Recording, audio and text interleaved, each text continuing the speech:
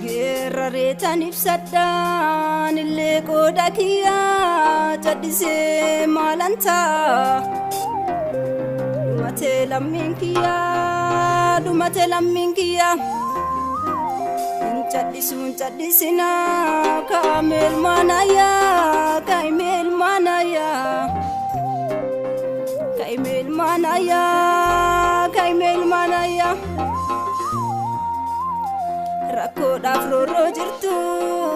rakkoodhaaf roorroo jirtu kaanee falmachuu wayyaa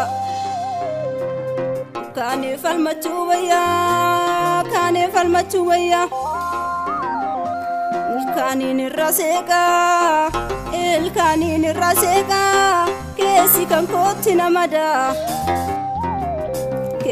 kootti namadaa onnee kan kootti namadaa kay oromo.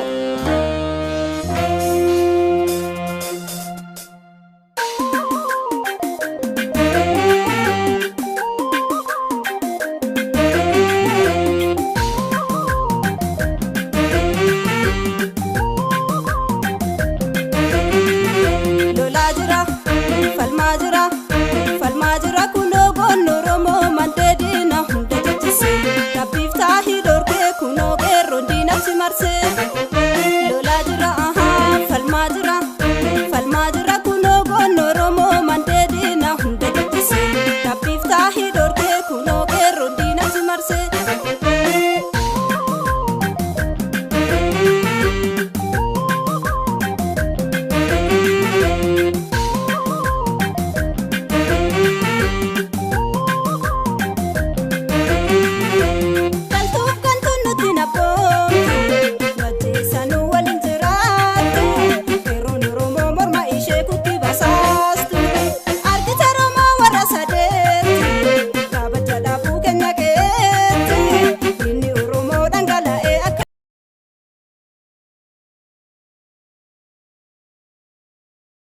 Rasa